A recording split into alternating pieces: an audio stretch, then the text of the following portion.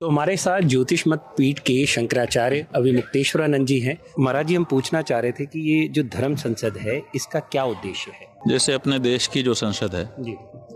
उसका उद्देश्य ये है कि देश भर की जनता की जो समस्याएं हैं उनको जानकर उनके कल्याण के लिए योजनाएं और कानून बनाना। उसी तरह से जो धार्मिक लोग हैं करोड़ों की संख्या में, विशेष करके हम सनातनियों हिंदू धर्म के 80 करोड़ से ज़्यादा तो भारत में ही हैं, बाकी जगह भी हैं, विदेशों में भी हैं, वो सब हिंदू हैं, तो उनकी भी अपनी धार्मिक समस्याएं हैं। तो उन धार्मिक समस्याओं को जानकर उनके बारे में चर्चा विचारणा करके शास्त्र और युक्ति दोनों से संगत आज की परिस्थिति में अनुकूल हो ऐसा मार्गदर्शन उनको प्रदान करना, यही इसका उद्देश्य है। महाराज जी, लेकिन धर्म संसद की जरूरत क्यों पड़ गई आखिर? असल में धर्म संसद की जरूरत इसलिए पड़ रही है क्योंकि धार्मिक रूप से मार्गदर्शन देने के लिए गुरुजन पहले उपस्थित मिला करते थे लोगों को, तो उनके माध्यम से लोगों को मिल जाता था। अब क्या हो गया है कि सही गुरु मिलना लोगों के लिए थोड़ा कठिन हो रहा है, क्योंकि कुछ ऐसे गुरु भी आ गए हैं जो धार्मिकता का अध्ययन कम किए हुए हैं, लेकिन धर्म के क्षेत्र में आ गए हैं किन्हीं किन्हीं कारणों से, उसके अलग विश्लेषण के कारण, तो सही निर्देश नहीं मिल पा रहा है। उनके अंदर जितनी बुद्धि प्रतिभा है, जब कोई प्रश्न पूछता है तो वो अपनी बुद्धि प्रतिभा के आधार पर कुछ भी धार्मिक शब्दावली में लपेट करके दे देते हैं, लेकिन वो धर्मशास्त्र सम्मत नहीं होता है, वो युक्ति सम्मत भी कभी कभी नहीं होता है, वो अवैज्ञानिक भी होता है। तो ये सब एक चुनौती है। तो इससे क्या हो रहा है कि सनातन धर्म का जो बच्चा है, जो समझता है चीज़ों को, उसको लगता है कि ये तो सब गप्पबाजी है, तो हम गप्पबाजी वाले धर्म में क्यों रहें। तो इसलिए उसको विचार पूर्वक अगर कोई बात कही जाए तो ज़्यादा गहराई से उसके हृदय में जाएगी और फिर वो उस पथ पर चलेगा और उसके जीवन में कल्याण आएगा। तो ये धर्म संसद कब से कब तक चलने वाली है? इसमें किन किन विषयों पर चर्चा होगी और इसका उद्देश्य क्या रहेगा? ये धर्म संसद जो अभी यहाँ पर चल रही है, ये कुंभ सत्र है। कुंभ के समय में ये सत्र लगाया गया है और इसीलिए इसमें हम लोगों ने अभी खुली छूट रखी है कि कोई भी कुंभ में आया हुआ व्यक्ति आकर के इसमें अपनी बात कह सकता है। आधे घंटे का पहले प्रश्नकाल रखते हैं। प्रश्नकाल में भी कुछ प्रश्न आते हैं। कुछ लोग जो यहाँ नहीं हैं या यहाँ होकर के भी यहाँ नहीं आ पाते हैं, वो लोग सोशल मीडिया पर हमको अपनी समस्याएं भेजते हैं।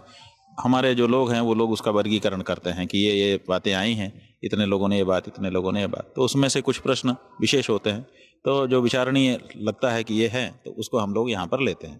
तो पहले कुंभ के पहले ही जब ये कुंभ आयोजित होने वाला था, सत्र संसद का यहाँ पर चलने वाला था, तो हम लोगों ने लाखों लोगों से पूछा था सोशल मीडिया के माध्यम से। उसमें कुछ हजार लोगों ने बताया था कि इस समस्या पे हम सुनना चाहते हैं, इस समस्या पे। तो ऐसी 26 समस्याएं हम लोगों ने, क्योंकि 27 दिन ये हमारी धर्म संसद यहाँ पे चल रही है, 3 दिन बीच में पर्व के अवकाश है, 1 महीने की संसद है, तो 27 दिन कुछ चलेगी। तो 26 दिन के लिए 26 विषय हम लोगों ने निर्धारित किए, जिसकी सूची यहाँ उपलब्ध है। और एक दिन हम लोगों ने रखा था कि जो अवशिष्ट विषय रह जाएंगे उनके बारे में संक्षिप्त चर्चा करके समापन करेंगे। तो जो भी प्रश्न आ रहे हैं सबको यहाँ पर पंजीबद्ध किया जा रहा है। कुछ मुख्य विषय 26 में से 2-4 जो आप अब जैसे आज ही आपने देखा कि हिंदू नागरिकता का एक प्रश्न था कि हिंदू की नागरिकता कहाँ की होनी चाहिए। ऐसा है कि किसी देश का कोई नागरिक होता है, जिस देश का नागरिक होता है उस देश में उसको संरक्षण मिलता है, वो देश पूरा उसके लिए खड़ा होता है कि हमारा नागरिक है, इसके हितों का रक्षण हम करेंगे। अब हिंदुओं के सामने ये समस्या है, जैसे कोई ईसाई होगा, अगर उसको समस्या होगी तो उनके 25 देश हैं, किसी भी देश में चला जाएगा। कोई मुसलमान होगा, उनके 50 देश हैं, वो अपने किसी देश में चले जाएंगे तो वहाँ उनको संरक्षण मिल जाएगा। हिंदू कहाँ जाए, पूरे विश्व में फैला हुआ है। अब उसको कोई समस्या अगर धार्मिक दृष्टि से आती है, जैसे अभी पीछे दिनों हम लोगों ने देखा बांग्लादेश में, बांग्लादेश के जो बांग्लादेशी हिंदू हैं वो बेचारे उसी देश के हैं, उस देश को स्वतंत्र कराने में उनकी बड़ी भूमिका रही है। जितने मुस्लिम सैनिक नहीं मारे गए, उससे ज़्यादा हिंदू सैनिक वहाँ पर बांग्लादेश की आज़ादी की लड़ाई में मारे गए थे। लेकिन अब सब लोग भूल चुके हैं, अब वो कह रहे हैं कि तुम हिंदू हो, या तो मुसलमान बनो या तो भागो। अब उनके ऊपर अत्याचार करते हैं। तो वो पीछे दिनों जब अत्याचार अचानक बढ़ा, तेजी हुई, तो भागे वहाँ से। और आपने चैनल के माध्यम से दिखाया, हम लोगों ने देखा कि हजारों लोग गठरी सिर पे रखे, बस्ता पीठ पे लादे, पत्नी बच्चों के साथ चले आ रहे हैं। कहाँ? भारत की सीमा पर, और कह रहे हैं भारत में हमको शरण चाहिए, हमको यहाँ प्राण का भय है, हम अपना सब कुछ छोड़ के आए हैं। और फिर हम लोगों ने देखा कि जो बॉर्डर सिक्योरिटी फोर्स है या वहाँ की जो लोकल भारत की पुलिस है वो उनके ऊपर डंडा मार करके उनको वापस भेज रही है। तो अब ये तो दोहरी मार हो गई ना कि हम बचने के लिए भागें तो कहाँ भागें।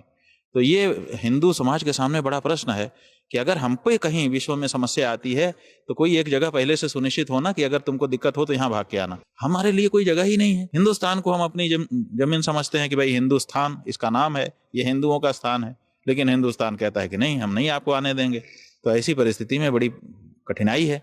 तो आज इसी समस्या पर हम लोगों ने विचार रखा था और इसी पर परम धर्मादेश जारी हुआ है। लेकिन अगर ये विचार होता भी है, परम धर्मादेश जो आप जारी करते हैं, इसकी क्योंकि संसद में जो पारित होता है वो भारत में लागू हो रहा है, तो इसके जो आदेश इस संसद से निकलेंगे उनको आप किस तरह से देखते हैं कि वो किस तरह से लागू? ऐसा है कि जो भारत सरकार है वो भारत सरकार क्या करती है, संसद एक भवन बना हुआ है, उसमें सांसद आते हैं, चुने हुए लोग आते हैं, बैठते हैं, बात करते हैं, समस्या उठाते हैं। अब चुना हुआ व्यक्ति समस्या उठाए या मनोनीत व्यक्ति समस्या उठाए या कोई यूं ही आम आदमी समस्या उठाए, अगर समस्या जेन्युइन है तो ये महत्व तो नहीं रह जाता ना कि ये चुना हुआ व्यक्ति है कि नहीं है।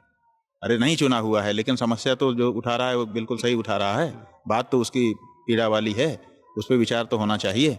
तो इसलिए ये बात तो खत्म हो गई कि चुना है कि नहीं चुना है। अब बात यह हो गई कि समस्या कितनी भयावह है और कितने लोग इससे पीड़ित हैं, तो वो विचार के लिए ली जाएगी जिसमें ये पोटेंसी होगी। अब वो क्या करती है, विचार करके एक ड्राफ्ट कर दे कानून लाती है और कानून पारित कर देती है कि हमने पारित घोषित किया। पारित करने के बाद क्या करती है, वो राजपत्र में प्रकाशित कर देते हैं कि साहब ये कानून बन गया। फिर वो कानून के यहाँ चला जाता है, ठीक है।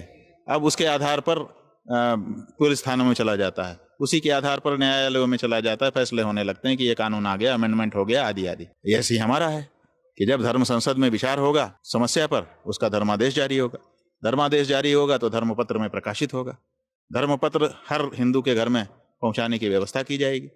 फिर उस हिंदू को कोई समस्या आएगी, कहीं पर भी कोई साधु महात्मा होगा जो धार्मिक होगा, धर्म निर्णय करेगा तो धर्मपत्र की अनदेखी करके नहीं कर सकता है, धर्मपत्र के अकॉर्डिंग उसको करना पड़ेगा। उसको भी मार्गदर्शन मिलेगा कि परम धर्म संसद ने ये नीति बनाई है इस बारे में, इसी नीति के अनुसार मुझे कहना चाहिए, तो वातावरण बदल जाएगा। यही तो है। तो महाराज, जैसे राजनीतिक साम्राज्य होता है ना, ऐसे एक धर्म का साम्राज्य है। धर्म के साम्राज्य में धर्म सम्राट धर्माचार्य होता है। शंकराचार्य धर्म सम्राट है, इसीलिए छत्र चमर सिंहासन छड़ी धारण करके बैठते हैं ना, ये अपने से नहीं बैठे हैं। इस देश के राजा सुधन्मा ने उनको दिया है कि आपको धर्म के बारे में पूरी छूट है। तो पहले तो टैक्स भी, धार्मिक टैक्स भी शंकराचार्य के पास ही आता था। अब आज़ादी के बाद से वो बंद हो गया है, लेकिन धर्म का जो शासन है वो तो अभी भी हमारा ही माना जाता है। जो धर्माचार्य आदेश करेंगे हिंदू जनता वो मानेगी धर्म के मामले में। तो अभी आप शंकराचार्य हैं खुद, तो अगर जो कोर्ट निर्णय दे रही है अभी फिलहाल, तो भारत में जो भी चीज़ लागू होती है वो सुप्रीम कोर्ट या हाई कोर्ट का निर्णय आता है उसके बाद ही हो पा रही है, तो आप क्या कोर्ट को भी अपने ही निर्णय के जरिए चलाना चाह रहे हैं? नहीं, ऐसा है, आपके समझ में थोड़ा सा फेर है जी। हम चाहते हैं कि उसको दुरुस्त कर लो आप।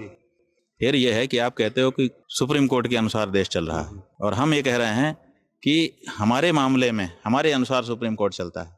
आपको पता है, जब सुप्रीम कोर्ट में कोई मुकदमा जाएगा तो सुप्रीम कोर्ट अगर वो धर्म का मामला होगा तो हमसे पूछेगी, हमारे धर्मशास्त्रों से पूछेगी जो हमारे पहले से लिखे हुए हैं, उनको बुलाया जाएगा।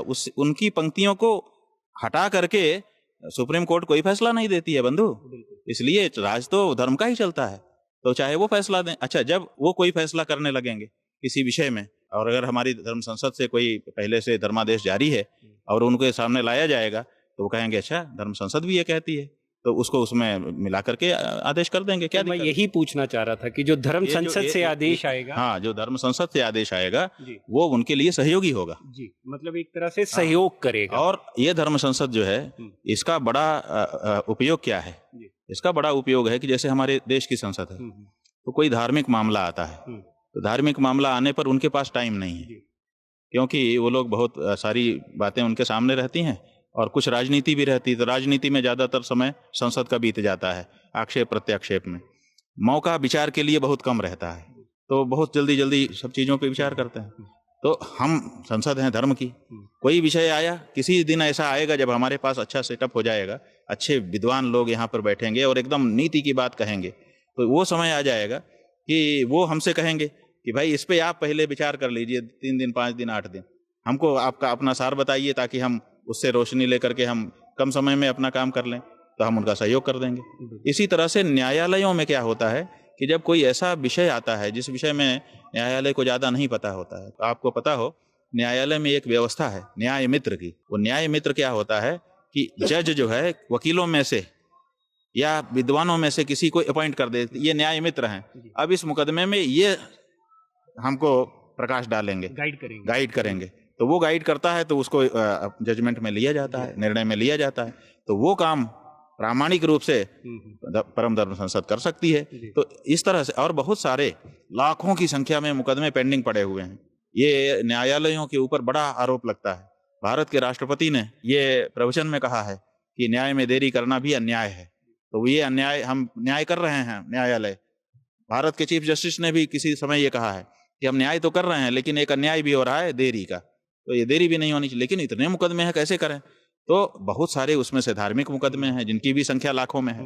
अगर हमारे पास विद्वानों की एक व्यवस्था है और धर्म संसद है और वो सचमुच तथ्यगत बिना पक्षपात किए उचित निर्णय देती है, विचार करती है, तो ऐसे मुकदमों को हम देख लेंगे और देख करके एक फैसला करके उनके पास भेजेंगे कि भाई देख लीजिए, अगर सही है तो आगे बढ़ा दीजिए।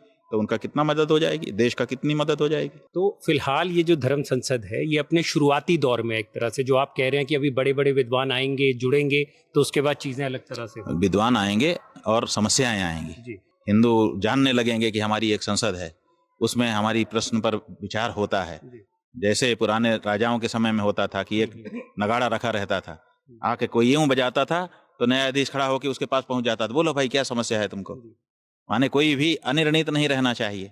तो ऐसे ही परम धर्म संसद बैठी है और अब विचार कर रही है। ये बात जब जन जन को पता चल जाएगी तो अपनी समस्या वो समस्या लाएंगे और उसको सही पक्षपात रहित रूप से अगर विचार करके निर्णय दिया जाएगा तो क्यों नहीं, लोग तो न्याय चाहते हैं। आप ये समझिए कि आज न्यायालय है, आप कह रहे हैं भारत में, लेकिन आर्बिट्रेशन भी तो है। आज भी आर्बिट्रेशन होता है, बहुत से लोग मध्यस्थ बना करके अपनी बात उन्हीं के बीच में सुलझा लेते हैं। तो ये भी चलता रहता है, ये भी न्याय का एक सहयोग है। वो प्राइवेट व्यक्ति कर सकता है, तो हम क्यों ना वो अपने देश के सहयोग में ये करें। एक चीज मैं और जो मेस्मराइज करती है इस धर्म संसद को लेकर, वो है इसका जो पूरा प्रारूप बनाया गया है। अगर हम पुरानी संसद को देखेंगे, संसद भवन को, तो बिल्कुल वैसा ही है। ये आइडिया कहाँ से आया महाराज जी? नहीं, आइडिया की बात नहीं है जी। बात यह है कि हमारे यहाँ संसद शब्द संस्कृत भाषा का शब्द है और संसीदन्ति अस्याम उसकी व्युत्पत्ति है। जहाँ पर विचारवान लोग बैठे उस जगह को संसद कहते हैं। और वहाँ पर सदन होते हैं। अवर सदन अलग होता है जहाँ पर प्रारंभिक विचार होता है, प्रवर सदन अलग होता है जहाँ पर उसके बाद का विचार होता है, फिर परम सदन होता है जहाँ पर अंतिम निर्णय होता है। तो इस तरह की व्यवस्था हमारे शास्त्रों में पहले से बनाई गई है। हमने तो उसको केवल मूर्त रूप दिया है, क्योंकि इस समय हमारे शास्त्रों की जो व्यवस्था है वो छिन्न भिन्न हो चुकी है। अब उसको व्यवहार में नहीं लाया जा सकता है। जो कुछ अभी व्यवहार में है, कहते हैं कि पाश्चात्य देशों से आया है, हम तो वहाँ से लेकर के कर रहे हैं। तो हम कहते हैं जब हमारे यहाँ स्वयं एक व्यवस्था पहले से स्थापित थी, उसको क्यों ना हम मूर्त रूप दे करके आज की जो पीढ़ी है उसको दिखा सकें, बता सकें। तो इसके लिए भी हमने ये स्वरूप दिया है इसका। संसद भवन 2 है, एक नया संसद भवन, एक पुराना। मेरा सवाल ये था कि आपने पुराना ही क्यों चुना?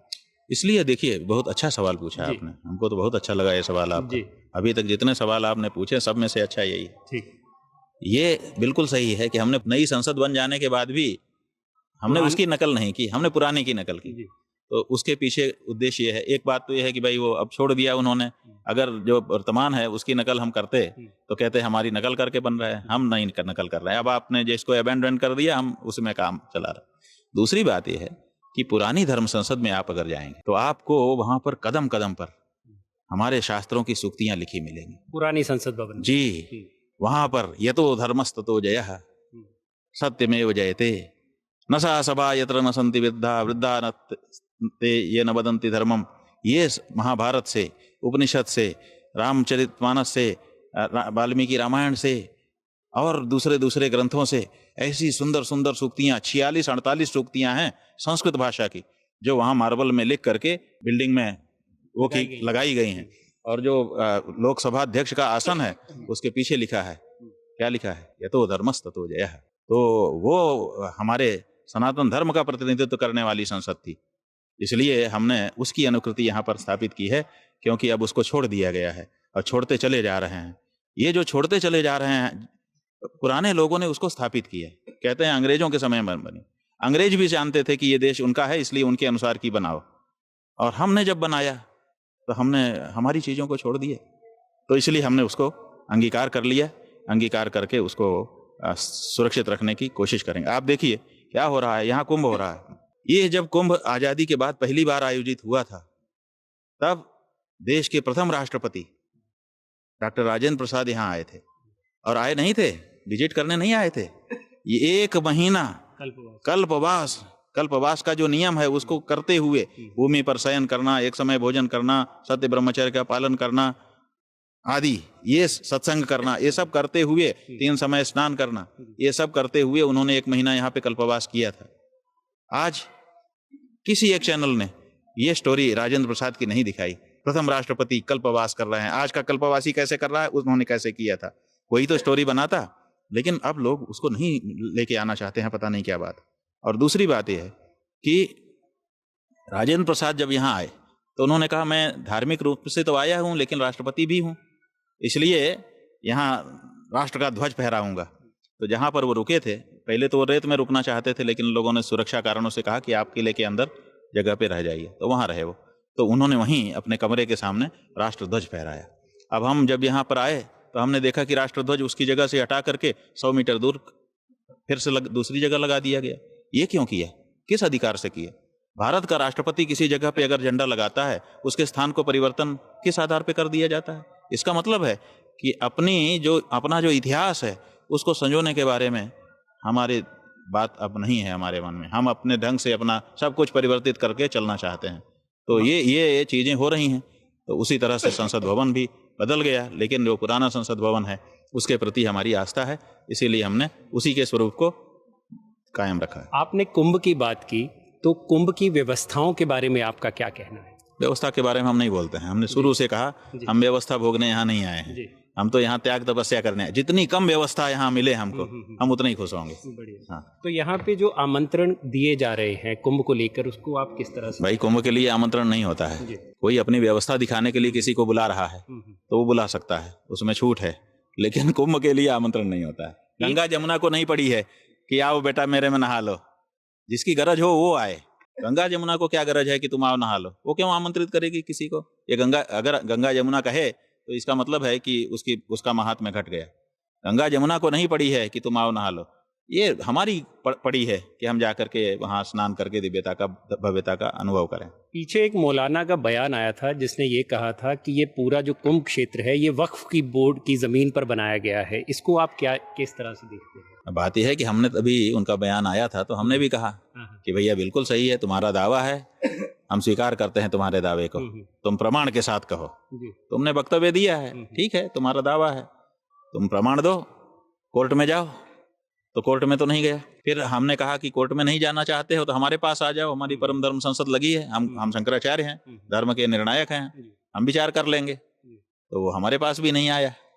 और योगी आदित्यनाथ जी से हमने कहा कि आप तो सूबे के मुखिया हैं, पूरी रुचि ले रहे हैं कुंभ के कार्यों में, एक व्यक्ति ऐसा दावा कर रहा है तो आपके पास तो सारे पटवारी हैं, आप पटवारियों को आदेश करिए, अभिलेखागार आपके अंडर में है, कि सारे अभिलेख निकालो कुंभ के और फैला दो एक मेज पर, बड़ी मेज बनाओ, उस पर फैला दो, आके दिखाए कहाँ है उसका, कौन सा प्लाट नंबर, कौन सा खतरा है, कौन सी खतौनी है। तो उन्होंने भी वो नहीं किया। इसका मतलब है कि ये नूरा कुश्ती है। नूरा कुश्ती एक शब्द है जिसमें बनावटी लड़ाई लड़ी जाती है। लोग समझते हैं कि लड़ाई हो रही है, वास्तविक लड़ाई नहीं होती है। तो इससे दोनों पक्षों का फायदा होता है, खेल चलता है। तो ये नूरा कुश्ती है, इसमें कुछ दम नहीं। वक्फ बोर्ड की जमीनों को लेकर जो बिल सरकार ने पेश किया था, लेकर आई थी, उसको आप किस तरह से देखते हैं? बात यह है कि वक्फ बोर्ड में अमेंडमेंट लेकर के आ रहे थे। हमारा कहना है कि वक्फ बोर्ड के पास इतनी जमीन बताते हैं वो लोग कि पारावार नहीं है, संभाल पा नहीं रहे हैं वो, इसीलिए ये समस्या हो रही है। अगर संभाल पाते तो ये समस्या ना होती। तो हमने उनको प्रस्ताव दिया कि देखो तुम्हारे पास ज़मीन खूब ज़्यादा हो गई है और हमारी गायों के चरने की ज़मीन कम हो गई है किन्हीं किन्हीं कारणों से। तो अगर वक्फ बोर्ड गौ माता के लिए चरने के लिए अपनी ज़मीनें दे दे तो विवाद से भी बच जाएगा, अमेंडमेंट लाने वाले भी पीछे हट जाएंगे। तो अब वो विचार कर रहे होंगे। जी। हाँ। आखिरी बस एक दो सवाल है मेरे, हाँ। क्योंकि समय की थोड़ी कमी होगी आपके पास भी। जी, सबके पास है। हाँ लोग सोचते हैं कि बहुत है, जी लेकिन सीमित है। हाँ। बिल्कुल। तो महाराज जी, एक चीज़ आपसे जानना चाह रहा हूँ कि राम मंदिर बना, राम मंदिर को बने 1 साल हो गया, वहाँ की व्यवस्थाओं को लेकर आप किस तरह से सोचते हैं, प्लस ये जो काशी मथुरा का विवाद है इसको लेकर आपका क्या कहना है? देखिए, हम ये चाहते हैं कि हमारा जो ये मीडिया है, आप लोग हो, आप लोग गलत खबर जनता को मत बताओ। बड़ा विनम्र अनुरोध है आप लोगों से। ये जो आप कहते हो झूठी खबर, ये ठीक नहीं है। मसलन आप हमसे कह रहे हैं कि ये जो राम मंदिर बना 1 साल हो गया, कब बना? अभी तो बन रहा है। ये खबर आप लोग प्लांट करते हो कि बन गया बन गया। अभी कहाँ बन गया, बताओ हमको।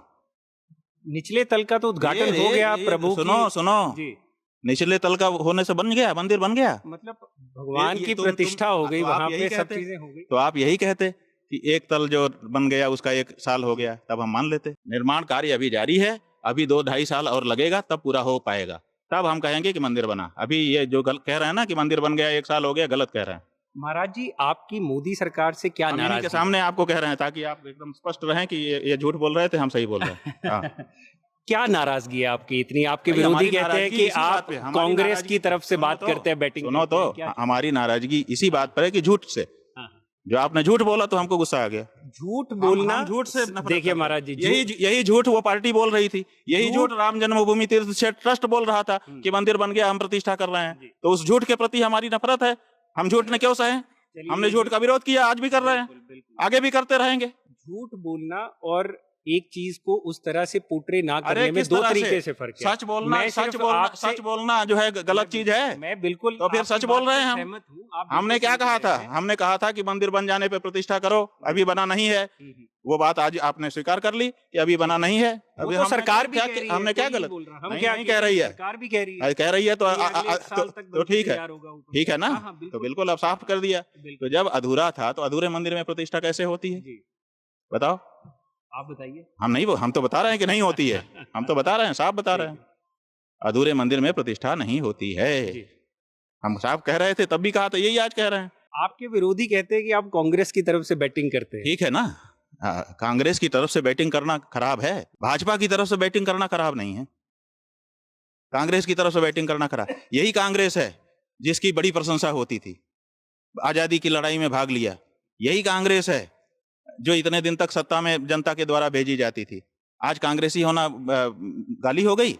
हम कांग्रेसी नहीं हैं, लेकिन हम कह रहे हैं कि मान लो, आपके कहने से हमको कांग्रेसी भी मान लो, तब भी क्या गाली है मेरे कांग्रेसी कहने होना? से नहीं, आपके विरोधी आप पे- कांग्रेसी होना गाली है? बहुत से कांग्रेसी हैं देश में, जनता उनको भी चुनती है। बहुत से भाजपाई हैं देश में, जनता उनको भी चुनती है। तो कांग्रेसी होने से क्या गाली क्यों इसको समझते हो आप? कांग्रेसी होना भी गर्व है, भाजपाई होना भी गर्व है। दोनों इस देश की पार्टियां हैं, दोनों अपना अपना गर्व रखती हैं कि हम देश की सेवा में लगे हुए हैं। कांग्रेसी है कह के किसी को क्यों चिढ़ाते हो? अरे कांग्रेसी होना भी गर्व का विषय है, भाजपाई होना भी गर्व का विषय है, क्योंकि दोनों इस देश के लिए बेहतरी के लिए अपने अपने ढंग से काम कर रही हैं। जो सच कह रहा है वो कांग्रेसी है, तो हम ऐसी कांग्रेस को चाहते हैं। बोलो, अगर सच कहना कांग्रेसी होना है तो हम कांग्रेस को चाहते हैं। हम तो सच को चाहते हैं। आप कह रहे ना हैं हम भाजपा को, कि सुनो, ना हम भाजपा को चाहते हैं, ना कांग्रेस को चाहते हैं। हम सच को चाहते हैं, और सच के पक्ष में जो खड़ा होगा वो हम उसको चाहते हैं। तो आपको क्या लगता है इस वक्त कौन सी पार्टी सच के पक्ष में? कोई नहीं, कोई नहीं। इसीलिए हम प्रेरित कर रहे हैं धार्मिक जनता को कि लेके आओ वो पार्टी जो तुम्हारी आकांक्षाओं के अनुरूप हो। ये कांग्रेस, ये भाजपा, ये दोनों हिंदू भावना को नहीं समझ रही हैं। हिंदू 78 साल से कह रहा है कि गौ हत्या बंद करो, और ये दोनों गौ हत्या को बढ़ावा देने में लगी हुई हैं। ये कहाँ हिंदू भावना को समझ रही हैं? एक पार्टी आई तो थी, आम आदमी पार्टी। आम आदमी पार्टी नहीं, वो शिवसेना एकनाथ शिंदे वाली वो पार्टी आई, वो हिंदू पार्टी है। शिवसेना शिंदे, वो पार्टी एक ऐसी पार्टी है जिसने गौ माता को राज्य माता घोषित किया, डंके की चोट पे किया है। कोई दूसरी पार्टी खड़ी होके बता दे, हम उसके पक्ष में हैं। और ऐसी ही कोई दूसरी पार्टी होगी, हम उसके पक्ष में होंगे। हम इस बात के पक्ष में हैं, जो हिंदू मुद्दे को उठाए, हिंदू हृदय की भावनाओं को समझे, वो हमारी पार्टी। और केवल कोई हिंदू हिंदू कहे और गाय का गला काटे, उसको हम बिल्कुल नहीं मानते। एक तरफ आप गाय को पूजा करो, गाय को चुनरी ओढ़ाओ, फूल माला पहनाओ, गोद में लेकर दुलारो, और एक तरफ गौ हत्यारों से चंदा लो और गौ हत्या को बढ़ावा दो। हम हिंदू मानेंगे तुमको? टीका लगा लेने से हिंदू नहीं हो जाओगे, हिंदू आचरण करके दिखाना पड़ेगा। तो जो पार्टी हिंदू आचरण करके दिखाएगी उसके लिए हम हिंदू होने के नाते हम उसका समर्थन करेंगे। वो कोई भी हो सकती है, का खा गा, जैसे आपका चैनल का नाम। मतलब बीजेपी का भी समर्थन करेंगे अगर सही बात। अरे भाई, बीजेपी का समर्थन क्यों नहीं करेंगे? जब हम कांग्रेस का समर्थन करने को तैयार हैं, अगर वो गौ हत्या बंद करने के लिए खड़ी हो, जब हम सपा बसपा ये वो सबको तैयार हैं, तो बीजेपी को हमको क्यों, क्या हमको परहेज है बीजेपी से? लेकिन जब बीजेपी हिंदू हिंदू अपने आप को कह करके गौ हत्या को बढ़ावा देती है तो हमको नफरत होती है। ये है बात। आप हिंदू कहते हो तो हिंदू आचरण करके दिखा दो, बस। महाकुंभ की क्या महानता है जाते जाते का? महाकुंभ एक पर्व है, और जब पर्व आता है ना तो बहुत उसमें मजबूती होती है। पर्व का मतलब समझते हो आप? आपने गन्ना देखा होगा या बांस देखा होगा, तो गन्ने में या बांस में थोड़ी दूर के बाद एक गांठ होती है। संस्कृत भाषा में उसी गांठ को पर्व कहते हैं। तो आप तोड़ना चाहें ना तो बीच से टूट जाएगा, वो गांठ नहीं टूटेगी। और अगर काटना भी चाहेंगे तो गांठ वाली जगह बहुत कड़ी रहती है। तो जो पर्व होता है वो बहुत महत्वपूर्ण होता है, बहुत उसमें डेंसिटी होती है, घनत्व होता है। ये कुंभ नाम का पर्व है, इसका जो घनत्व है वो बहुत महत्वपूर्ण है। इस समय जो पुण्य आचरण यहाँ पर आकर के किया जाता है वो अनंत गुना होकर के हमको प्राप्त होता है। एक क्षण भी यहाँ का 1000 वर्षों की गए तपस्या के बराबर है। इसलिए इसके जैसा तो कोई दूसरा पर्व नहीं है। हिंदू जीवन में कुंभ से बढ़ करके दूसरा पर्व नहीं हो सकता। आपसे बात हो रही है, समय मिला है तो थोड़ा हम भी भावुक हो जाते हैं चीजें पूछने को लेकर। आजकल हम लोग ना एक बहुत वीडियोस आ रहे हैं कि कोई भी यूट्यूबर किसी भी बाबा के पीछे पड़े हुए हैं, कोई हाथ उठाए बाबा चले हुए हैं, कोई बिना नहाए चले हुए हैं 12 साल से, किसी ने नाखून बढ़ा रखे हैं, कोई किसी को पीट रहा है। ऐसे बाबाओं को लेकर आपका क्या कहना? देखो, हमने एक कहानी सुनी थी एक महात्मा के श्रीमुख से। हाँ। उन्होंने कहा कि कुछ लोग बाजार से चले जा रहे थे जी। तो जब बाजार से वो बाहर चले गए तो महात्मा जी खड़े थे। उन्होंने पूछा, क्यों भाई क्या देखा? क्यों भाई क्या देखा? क्यों भाई क्या देखा? तो जो चेला खड़ा था उसने कहा, महाराज जी आप ये काहे के लिए पूछ रहे हैं इनसे, जो भी इन्होंने देखा हो? कहा नहीं, मैं जानना चाहता हूं कि कौन क्या है। कहा कैसे आपको पता चलेगा? तो बोला कि देखो, उससे हमने पूछा, उसने कहा कि बड़ा कचरा है, बड़ी गंदगी है, इसका मतलब ये अमुक तरह का है। दूसरा आया, उससे हमने पूछा, बोले 3 सोने की दुकानें हैं यहाँ। तीसरा आया, गल्ला का तो अंबार लगा है। तो हमको पता चला कि ये गल्ले से संबंधित है, ये रत्नों से और सोने चांदी से संबंधित है, और ये झाड़ू सफाई से संबंधित है। तो प्रकृति पता चल जाती है। जो यूट्यूबर यहाँ आए हैं, जो चैनल वाले आप जैसे लोग यहाँ आए हैं, वो कैसे हैं वो खुद अपने द्वारा दिखाए गए दृश्य से बता रहे हैं कि मैं ऐसा हूं। उनको यही सब दिख रहा है। इतने बड़े बड़े ज्ञानी, इतने बड़े बड़े ध्यानी, इतने बड़े बड़े विद्वान यहाँ आए हैं, इतनी बड़ी बढ़िया बढ़िया बातें हो रही हैं, और तुमको ये सब दिख रहा है। इसका मतलब कि तुम यही हो, इससे ज्यादा अभी तुम्हारी समझ नहीं है। इसीलिए पूछ रहा हूं मैं आपकी, ये जो ऐसे बाबाओं के पीछे लोग भागते हैं उनके बारे में आपका क्या कहना है? हमने झांसी की रानी के युद्ध के बाद की पतन की स्थिति का एक उपन्यास पढ़ा था। उसमें लिखा था कि जब झांसी की रानी पराजित हो गई और भागी, फिर उसको ग्वालियर में जाकर के मार दिया गया। उसके बाद लूट मच गई। तो सबसे पहले जो बड़े बड़े ऑफिसर थे अंग्रेजों के, उनको लूटने का मौका दिया गया। तो वो लोग गए और जा करके घर में घुस गए, और घुस करके तिजोरियों को तोड़ा, और तिजोरियां तोड़ करके जो सोना चांदी और हीरा जवाहरात था लेके चले गए। बाकी घर में उन्होंने कुछ देखा ही नहीं। फिर सेकंड रैंक के लोगों को छोड़ा गया।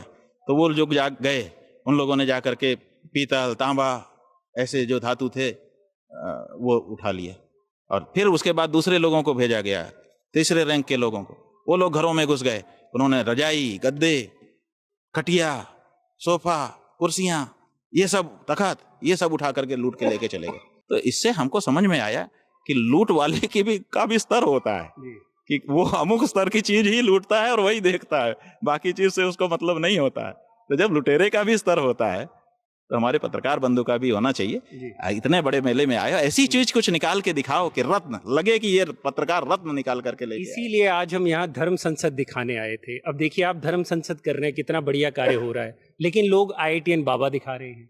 ये IITN बाबा का क्या मसला है बाबा? अब हमने जितना कहना था कह दिया। नहीं, फिर भी आखिरी सवाल, IITN बाबा का मतलब यह है कि देखो, बाबा जब बन जाता है कोई, समझो बात को, तो क्या होता है कि गृह त्याग कर देता है, घर त्याग दिया, संबंध त्याग दिए, जो कुछ पुराना था सब छूट गए। फिर गुरु महाराज की शरणागत हो गया कि मैं एकदम प्लेन होकर के अब आपके पास आ गया, सब कुछ छोड़ दिया, अब कुछ नहीं मेरे पास, आपकी शरणागति के सिवा। तब गुरु उसको स्वीकार करते हैं, कहते हैं बेटा आज से तेरा ये नाम, माने नाम भी छूट गए, आज से तेरा ये गोत्र, मेरा गोत्र मैं तुझे देता हूं, क्योंकि अब तेरे पास कुछ रहा ही नहीं।